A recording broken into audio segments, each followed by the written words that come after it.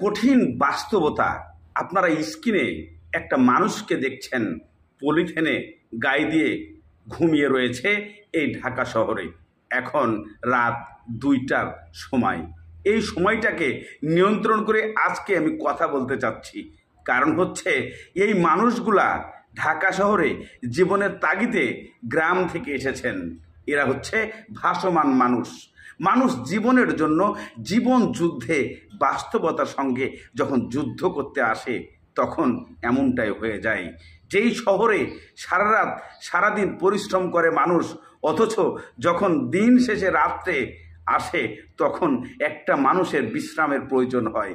এই মানুষটা সারাদিন পরিশ্রম করার পরে রাতের বেলা যখন রাস্তার ধারে অথবা যে কোনো একটা বাড়ির কিনারায় যে কোনো একটা রাস্তায় পাশাপাশি একটু ফাঁকা জায়গা পেলেই শুয়ে পড়েন।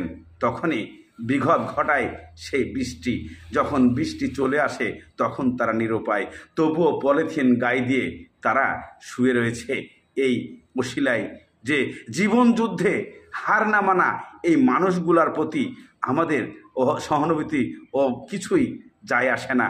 কারণ আমরা যারা মধ্যবিত্ত আছি, আমরা যারা বড়লোক আছি, যারা টাকা পয়সাওয়ালা আছি, তাদের খোঁজ খবর সন্ধান কখনো নিতে চাই না। কিন্তু এই মধ্যবিত্ত মানুষের চাইতে যারা নিম্ন শ্রেণীর মানুষ আছেন, যারা জীবনের তাগিদে ছুটে এসেছেন এই রঙিন শহরে, এই রঙিন শহরে কে রাখে কার খোঁজ, কে রাখে তার খবর? কেউ রাখে না ভাই। কারণ এই রঙিন শহরে যে যার ব্যস্ততা, যে যার জীবন নিয়ে চলতে থাকে। এটাই বাস্তবতা, এটাই জীবনের বাস্তবতা। এই বাস্তবতাকে আমরা কখনোই ভুলতে চাইব না। কারণ এই পৃথিবীতে বাস্তবতা খুব বড় জিনিস।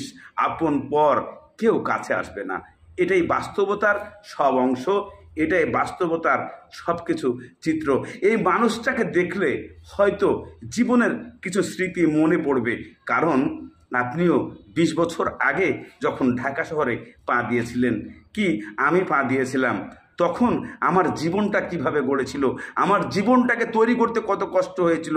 আজকে হয়তো প্যান্ট শার্ট পরে একটু পারফিউম মেরে একটু অফিসে যায় সুন্দর মতো চাকরি করি, রিজিক নির্ধারণ করি। কিন্তু এইগুলার পিছনে অনেক বড় ইতিহাস তৈরি হয়ে আছে, যে ইতিহাসগুলা অনেকেরই জানা নেই। মানুষের চোখে, আত্মীয় স্বজনের চোখে তখনই পড়ে কখন আপনি যখন ভালো খাবেন, ভালো করবেন, তখনই আপনাকে চিনবে আপনার আপনজন, আপনার আত্মীয়।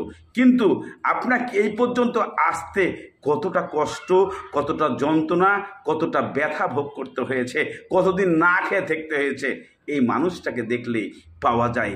এই শেষ বয়সে এই মানুষটা ঢাকা শহরে অবশ্যই কোনো না কোনো কারণে উনি উপস্থিত হয়েছেন। আবার হয়তোবা ফ্যামিলিগত সমস্যার কারণে এসেছেন, অথবা তার পেটের দায়ে তাকে ঢাকা শহরে নামতে হয়েছে। তার বাস্তবতা এই চিত্রকে কেউ কোনোদিন ধরে তুলতে চায় না। ধন্যবাদ সবাইকে।